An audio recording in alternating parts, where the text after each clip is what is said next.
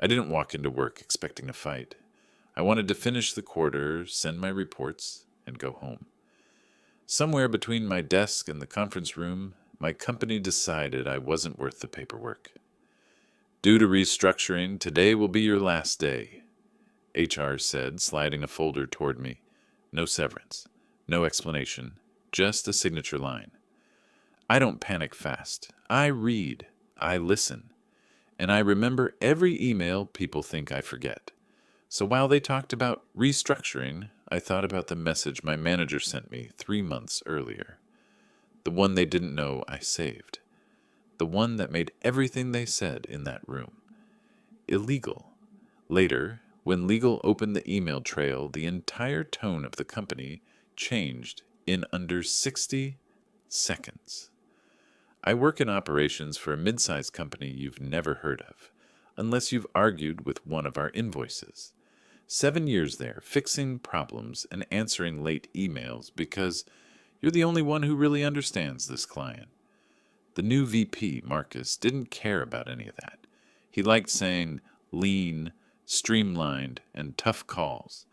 He'd been around 6 months and already had a reputation for cutting heads first and asking questions. Never. When a calendar invite from him popped up, check in conference room B, with HR added for support, I knew exactly what kind of meeting it was. I still showed up on time with a notebook. Marcus sat at the end of the table. HR Melissa had a manila folder in front of her, and that careful, neutral face HR uses when they've rehearsed a speech. Grant, thanks for joining, Marcus said. We'll get straight to it. As you know, the company's been reviewing roles. After discussion, we've decided to eliminate your position effective today. I opened the folder. Termination agreement. Clauses about returning equipment, confidentiality, non-disparagement. No severance. I don't see severance in here, I said. Because this is tied to restructuring, Marcus replied. We're closing the position, not doing a traditional layoff. Severance isn't applicable. Right, I said. And in January, when we got the updated handbook, the email from HR said, any involuntary separation not for cause will include a minimum of 4 weeks severance for employees with more than 2 years of service. I've been here 7. Melissa's eyes flicked up. She knew the email. She wrote it. This situation is a bit different, Marcus said quickly. We're under pressure to streamline. We don't have the budget for broad severance right now. There it was. Not policy, money. So I'm being let go, not for performance, effective today, with no severance, in a way that conflicts with written policy, I repeated. It's not a conflict, he said. It's an interpretation. The policy allows for exceptions at leadership's discretion. That sentence would matter later. At the time, it just confirmed something. He had not read his own email trail as carefully as I had. 3 months earlier, he'd tried to forward me a spreadsheet. Instead, he forwarded an entire thread between him, HR, and finance about cost savings. One line from Marcus. If we classify Grant's exit as performance-related or role realignment instead of layoff, we can avoid triggering the severance policy. He's reliable, but replaceable. 30 seconds later. Wrong attachment. Please delete. I didn't delete it. I archived it. Then I printed it and put it in a folder at home. Do you have questions about the agreement? Melissa asked. I do, I said, but I'm not going to ask them right now. Marcus frowned. We'd like to finalize this today. It's standard. Most people sign and we move forward. I'm not most people, I said, and I don't sign anything on the spot that changes my entire life. I'll review this at home. If you refuse to sign, we can still process the termination, he said. This is more of a courtesy. I understand, I answered, and I appreciate all of your written courtesies. I'll compare them. Melissa cleared her throat. Why don't you take the document, look it over, and we can touch base tomorrow? Marcus didn't like that, but he didn't contradict her. That works for me, I said, closing the folder. I'll drop my badge at the front desk when I leave. You can leave your laptop as well, Marcus added. ITE will handle wiping it. I'll return all company property after I've removed personal files, I said. There are family documents on that machine. "That's not our usual process," he said. "Neither is this," I replied. They walked me back to my desk in silence. People pretended not to notice. I didn't rush. I put a few things in my backpack, powered up my laptop, and opened my inbox one last time. I searched for Severance. Dozens of results. Policy updates, reminder emails, clarifications. I forwarded the important ones to my personal address, including Melissa's January message spelling out the minimum 4 weeks. Then I searched my own name. The thread about Grant's exit appeared. I reread Marcus's sentence about avoiding the severance policy. This time, instead of feeling sick, I felt steady. I forwarded that entire chain to my personal email too. Subject line, employment. No comments, no edits, just their words.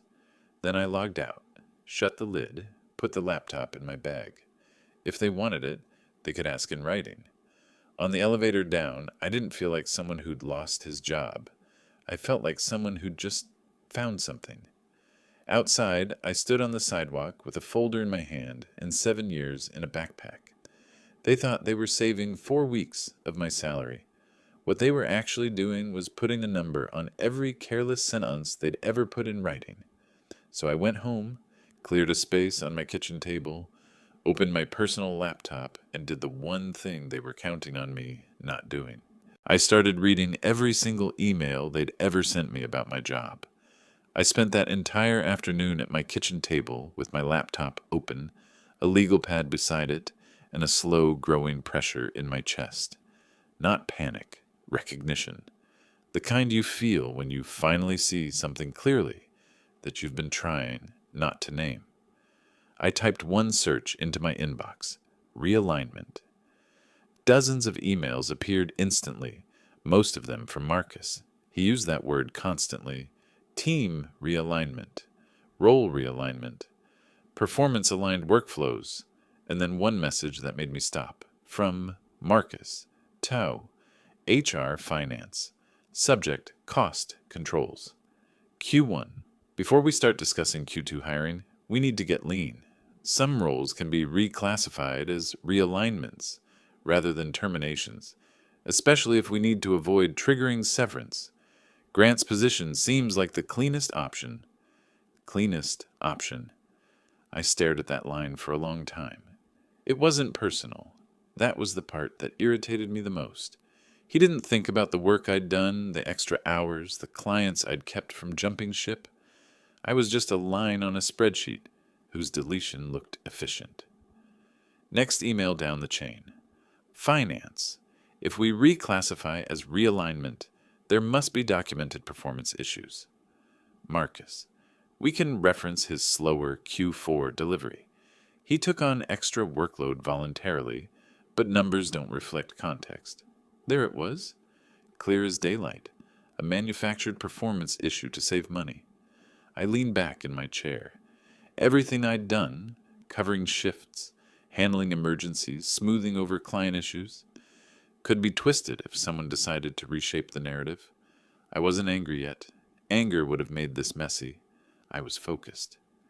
I opened another email that Marcus had written to HR. Grant is reliable, but not strategic. We need people who can scale. That one actually made me laugh. Scale was the word Marcus used when he didn't know what else to say. After an hour of reading, one fact became impossible to ignore. They weren't restructuring the department. They were restructuring me. At 5, I called someone I never thought that I'd call. My old college roommate, Nate. Now a lawyer specializing in employment cases. We weren't close anymore, but he replied on the second ring. Grant, you okay? I need 30 minutes of your time, I said, off the record. I can do that. What's going on? I explained the situation from the beginning. Not dramatized, just facts. When I finished, there was a long pause. Grant, do you still have the emails? He asked. I have everything. Send them to me, he said. Not through work servers. Forward to my personal address. I did. 10 minutes later, he called back. Okay, he said. I'm going to give you a sentence. Don't react, just listen. All right. That's not restructuring. That's wrongful termination, retaliation, and a breach of their own written severance policy. If they processed your exit today, they're exposed. Exposed how? I asked. Enough that a settlement is more cost-effective than a lawsuit, especially with these emails. You didn't write anything stupid. They did. I didn't answer immediately, not because I doubted him, but because part of me hadn't believed things could turn this sharply. Grant, he continued, I want you to understand something. You're not negotiating from a place of weakness. They tried to cut a corner because they assumed you'd just take it. I won't, I said quietly. Good. First thing, do not sign anything. Second, do not return the laptop until they put the request in writing. Third, tomorrow morning you'll send HR a single sentence. He dictated it. I wrote it down. Then he added, and Grant, whatever you do next, stay calm. Calm scares them more than anger. I thanked him, hung up, and sat back in my chair. 7 years at that company, and the entire house of cards was balanced on a few emails someone had written after lunch on a Tuesday. I slept lightly, but not badly. The next morning I woke up before the alarm. The house was completely silent. No laptop hum, no Slack pings, no message notifications buzzing in my pocket. For the first time in years, my mind didn't feel pulled in 10 directions. I made breakfast slowly. Eggs, toast, coffee. Then I opened my inbox. I typed exactly what Nate told me to write. Before proceeding, I am requesting written clarification regarding the classification of my termination and how it aligns with the severance policy dated January 12th. I sent it to HR, CC'd Marcus. Just 4 sentences total. The request, a reference to the policy, and looking forward to your response. No emotion, no accusations, just the one thing companies hate most, precision. I put my phone down and went for a walk. 30 minutes of quiet neighborhoods and cold air. By the time I returned, 3 emails were waiting. The first was from HR. Thank you for your inquiry. We are reviewing internally and will respond shortly. The second was from Marcus. Let's discuss live. A call would be more efficient. The third was the one that made everything shift. From HR to legal. CC. Finance. Subject. Urgent. Grant termination question. Please review immediately. Employee referencing January severance update. Need alignment before responding. They forgot one thing. They had forwarded that chain to me because it was a reply to my original question. I hadn't asked for a fight. They handed me one. By noon, HR emailed again. We need additional time. Expect a full response within 24 hours. That was when the irritation began to turn into something sharper. Not anger yet, but recognition of what they were scrambling to repair behind the scenes. They weren't reviewing. They were panicking. I spent the rest of the afternoon organizing every document, screenshotting timestamps, and printing key emails. I was careful, exact, quiet. While they talked in circles, I built a straight line. 7 years of work, summarized in one folder. By evening, I realized something that made the air in the room feel different. They thought firing me without severance would be simple. They had no idea how complicated their own words would make it. And what came next? They definitely didn't see coming. The next morning, I woke up feeling like someone had rearranged the furniture in my mind. Not lighter, not calmer, just aware. There's a moment in every long fight when you stop reacting and start seeing the pattern you've been standing inside. For me, that moment came at 8:12 a.m., when HR finally responded. Grant, thank you for your patience. We are still reviewing internally. We will provide complete clarification once we have alignment with leadership and legal. Alignment, that word again, the corporate version of, we don't know how to fix the mistake we made. I didn't reply. I didn't have to. Silence was a strategy. Instead, I opened my laptop and looked through my personal files. Not for documents, but for memories. Photos from company trips, screenshots of client praise, drafts of proposals I'd stayed up until 2 a.m., rewriting because Marcus had thrown them on my desk last minute. Every picture, every file, every digital breadcrumb painted the same story. I had treated that job like something worth protecting long after the company stopped protecting me. That's when the realization landed. Not dramatic, just heavy and cold. I had been loyal to people who were loyal to budgets, not humans. Around 11, my phone buzzed. Unknown number. I let it go. It rang again. Then it stopped. Then Marcus sent an email. Grant, it's important we speak. There seems to be a misunderstanding about the classification. I'd like to clarify live. I read it twice. Not because it was complicated, because it wasn't. They weren't trying to clarify. They were trying to control the narrative before legal finished reading the emails. I forwarded the message to Nate. 10 minutes later, he called. They're scrambling, he said. Do not take the call, and don't reply. I wasn't planning to. Good. They want you on the phone because calls can't be used as evidence. Emails can. That landed harder than I expected. I had always trusted that conversations at work were human. Messy, flawed, real. Hearing it put plainly that a phone call was simply a liability shield made something inside me shift. You're starting to see how they operate, Nate said. That's good. You need that clarity. I hung up and stared at the ceiling for a long moment. Clarity. That word again. The thing I'd been avoiding for months. At noon, I drove to the coffee shop near my old office. Habit, I guess. But when I got there, something unexpected happened. 3 employees were sitting at a corner table. People I'd trained years ago. They didn't see me at first.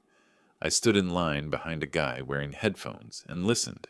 One of them, Ashley Sharp, quiet, good worker, leaned forward. Did you hear? They let Grant go. Another, Jay, lowered his voice. Yeah. Marcus said it was performance issues. My stomach didn't drop. My face didn't flush. Instead, something locked into place. Performance issues. A phrase I'd never heard in 7 years. A phrase no one had ever even hinted at. A phrase that now served one purpose. To cover what they'd done. Grant was the only one who kept the client audits clean, Ashley whispered. Performance issues? That's ridiculous. Marcus always wanted someone to blame, Jay said. You know how he is. Their voices blended with the espresso machine and the clatter of cups, but the meaning stayed sharp. They weren't just rewriting the story to avoid paying me. They were rewriting me. Not because it was true, because it was convenient.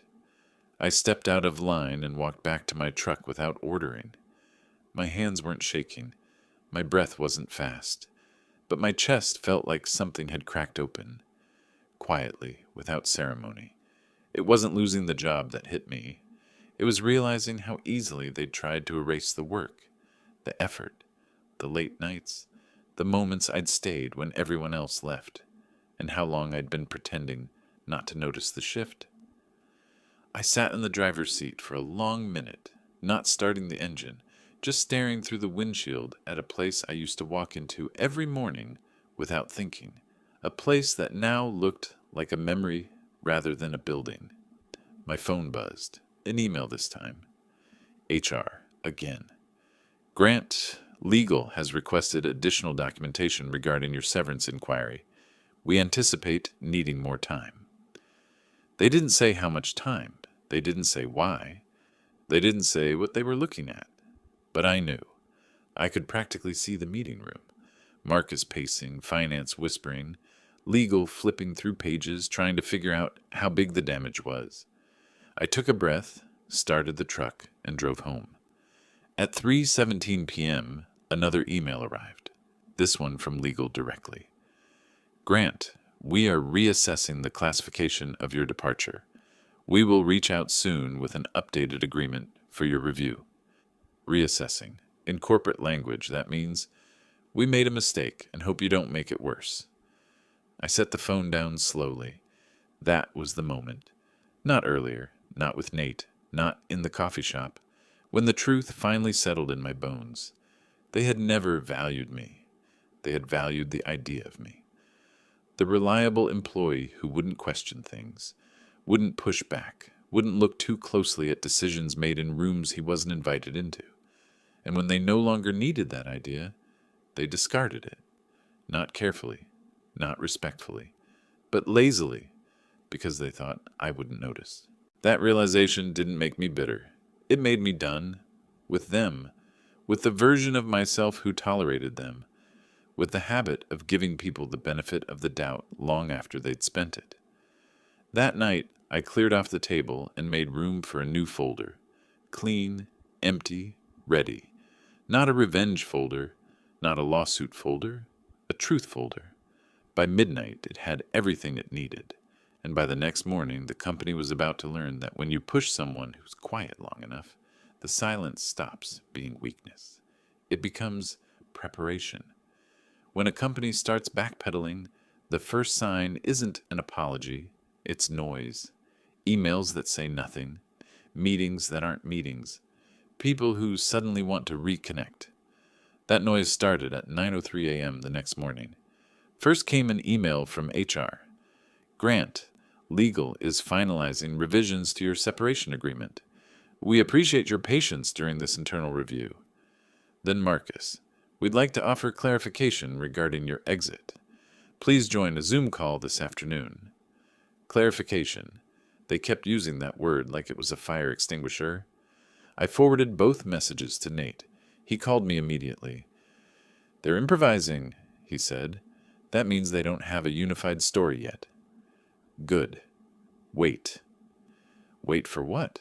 Chaos. The moment when legal realizes the emails you saved are indefensible. It's coming. You'll know when it arrives. He wasn't wrong. At 10:47 a.m., the first crack appeared. Legal sent me a message. Short, stiff, too formal for comfort. We request that you return all company property by end of business today. We will arrange an updated agreement shortly. I read it twice, then a third time. So far, it was predictable. Pressure, urgency, attempts to regain control. But then something happened that changed the entire trajectory. A second email arrived, not meant for me. It was an internal chain that someone had accidentally CC'd me on when they replied all. Subject, urgent, grant documentation from legal to HR, finance, Marcus. Before revising any agreement, we need full visibility on the emails referenced.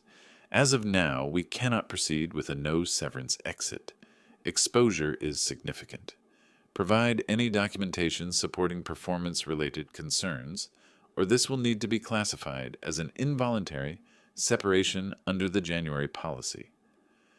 Below that, another message. Finance. We have no supporting documentation indicating performance issues. HR. None here either. All prior reviews were positive. And then Marcus. Grant's Q4 delivery numbers were slower due to his voluntary project load. We can frame this as misaligned performance. Need HR to support. HR's reply came instantly. We cannot support that. It contradicts written performance records. The thread stopped there. No one wanted to respond after that. I didn't laugh. I didn't smile.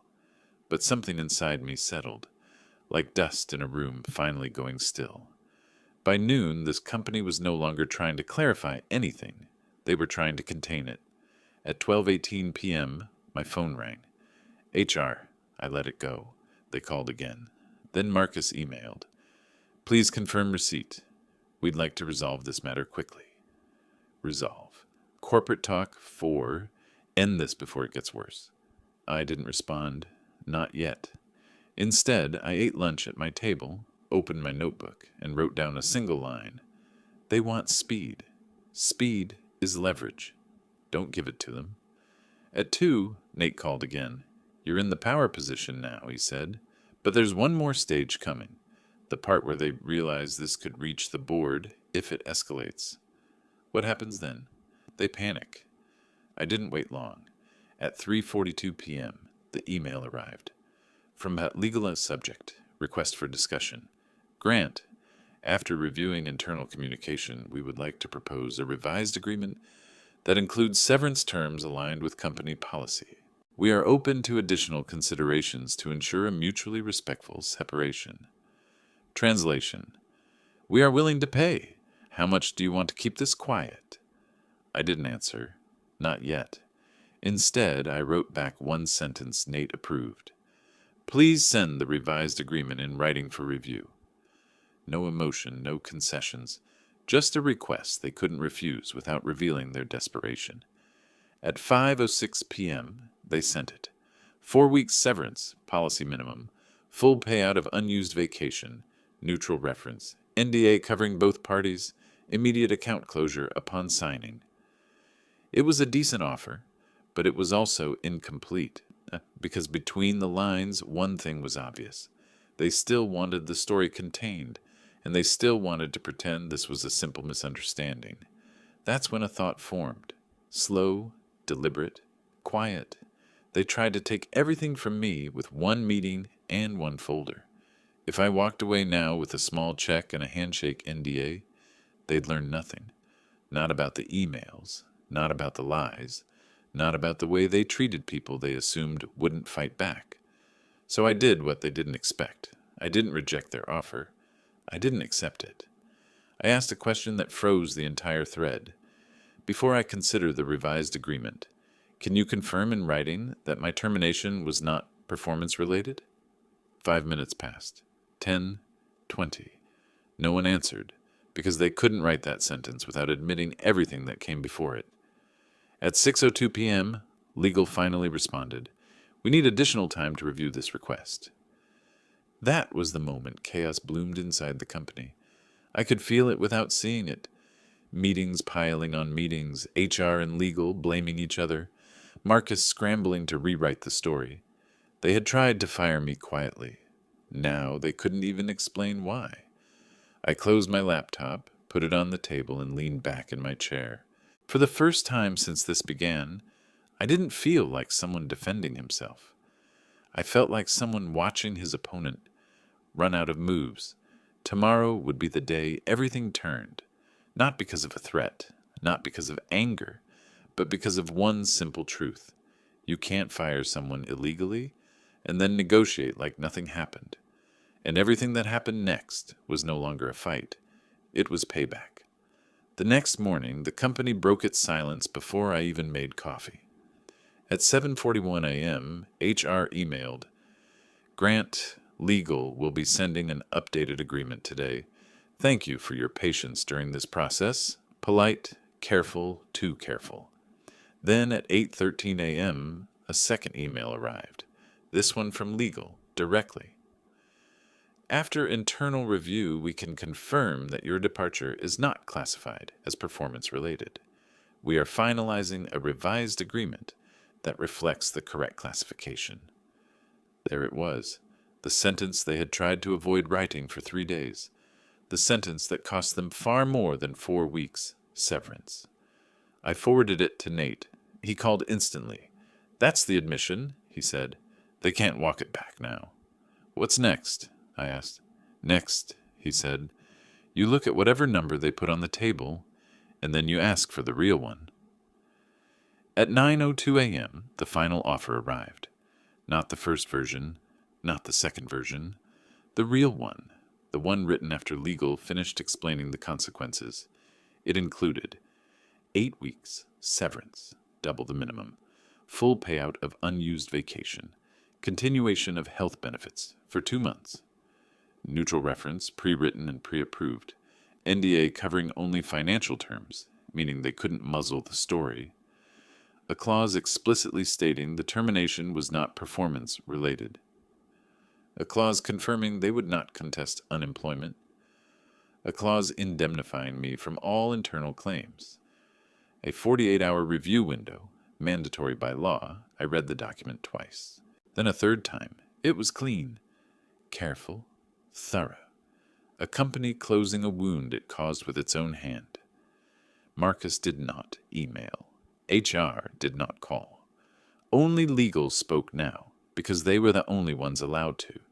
At noon, I forwarded everything to Nate. He replied, This is better than most settlements I negotiate. They're terrified this hits the board. Is this enough? I asked. "Grant," he said, "you didn't want revenge. You wanted justice. This is justice." I signed at 4:01 p.m., sent the PDF, received confirmation within minutes. Just like that, quietly, 7 years came to a close, not with shouting, not with courtroom drama, not with threats, with sentences written carefully by people who had learned too late that emails are permanent. Later that evening, I drove to the office to return my laptop and badge. Security met me at the door. Not HR, not Marcus. He checked my name off a list, thanked me, and held the door. Inside, the lights looked colder than I remembered. No one made eye contact. People walked past me quickly, not out of rudeness, but because they didn't know what version of the story they were allowed to believe.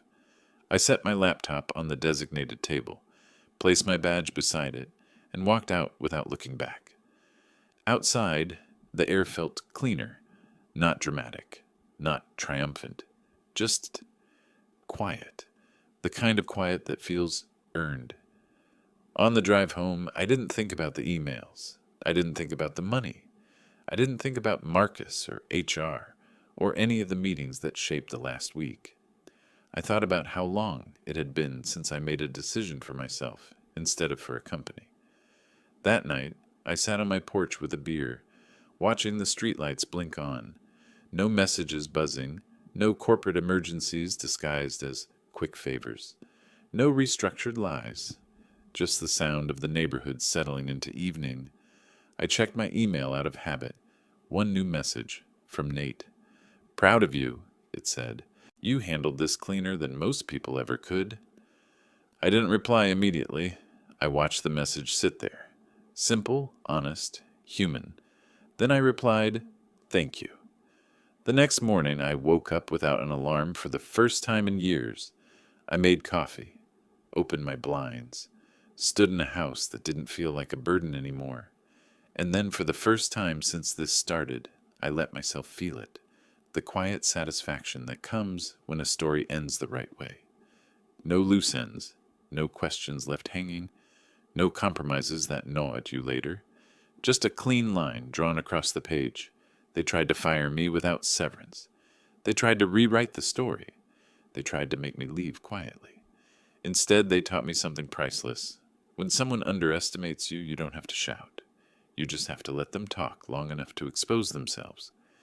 And when they finally do, you collect your settlement, you close the door, and you walk back into your life with your head up. A clean ending for a man who finally stopped letting other people write his story.